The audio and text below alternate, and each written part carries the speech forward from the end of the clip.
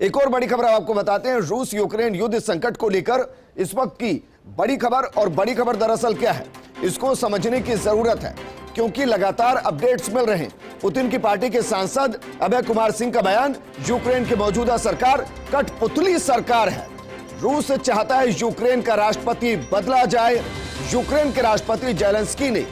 Kyiv छोड़ा है। रूस यूक्रेन युद्ध संकट को लेकर इस वक्त की बड़ी खबर हम आपको बता रहे हैं। 2014 तक यूक्रेन के अंदर रूस से समर्थित राष्ट्रपति हुआ करता था, लेकिन अब कहा जा सकता है कि जिस तरीके से जेलेंस्की यूक्रेन की जंग को लड़ रहे हैं, उसके बाद जो बयान आया वो ये दर्शाता है कि अगर रूस समझौते की टेबल पर आएगा तो जेलेंस्की को राष्ट्रपति का पद गंवाना पड़ सकता है। हमारे सीनियर एडिटर सुधांशु माथुर जी जुड़ गए हैं। सुधांशु जी, क्या इसका मतलब यही निकाले कि एक संदेश दिया गया है यूक्रेन को कि समझौते के अंदर एक महत्वपूर्ण बिंदु यह भी होगा कि जो वर्तमान राष्ट्रपति, या तो उसको कठपुतली बनना पड़ेगा रूस का, या फिर उसे राष्ट्रपति पद गंवाना पड़ेगा? विजेंद्र, आप बिल्कुल सही कह रहे हैं कि देखिए, रूस जो है दुनिया की महाशक्ति है और उसका मुकाबला जो है वो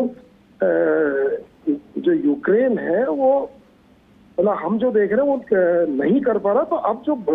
वार्ता की जो शर्त है उसके अंदर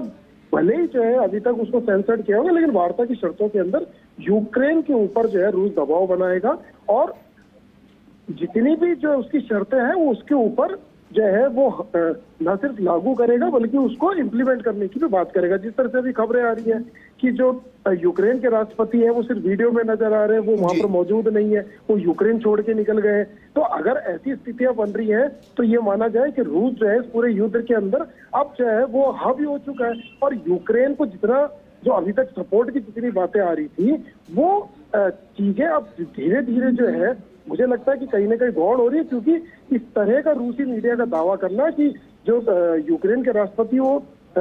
यूक्रेन छोड़ के बाहर निकल गए हैं, वो उन्होंने यूक्रेन को जो है छोड़ दिया, तो कहीं ना कहीं दबाव की राजनीति जो है वो बनेगी और अगर वार्ता होगी तो उसके अंदर तय है कि जो यूक्रेन है उसको ही जो है वो कहीं ना कहीं रूस की शर्तों को मानना पड़ेगा। लेकिन सबसे महत्वपूर्ण बात यह है कि क्या ये वार्ता कोई सार्थक रूप ले पाएगी, क्योंकि हम कल से जो है वो वार्ताओं के ऊपर बात कर रहे हैं, लेकिन अभी तक कोई सार्थक वार्ता या सार्थक कोई नतीजा जो है वो दुनिया ने अभी तक नहीं देखा है। तो सबसे पहली बात यह है कि क्या वार्ता होगी और होगी तो कितनी सार्थकता जो है उसके अंदर निकलेगी। विजेंद्र जी बिल्कुल, लेकिन इन सबके बीच में सुधांशु जी एक सवाल ये भी खड़ा हो रहा है, क्योंकि न्यूक्लियर फोर्स को एक्टिवेट कर देना, क्या परमाणु वॉर की तरफ ये दुनिया जा सकती है? यूक्रेन और रूस की ये जंग जा सकती है, इसकी संभावनाएं कितनी? देखिए विजेंद्र, फर्स्ट इंडिया लगातार जो वॉर रिपोर्टिंग है वो बेहतर तरीके से कर रहा है और हम इस पूरे युद्ध के पल पल की जानकारी अपने करोड़ों दर्शकों तक जो है वो पहुंचा रहे हैं और हम हर बिंदु के ऊपर लगातार जो है वो विश्लेषण कर रहे हैं। और उसके अंदर कल से जिस तरह से रशिया ने अपना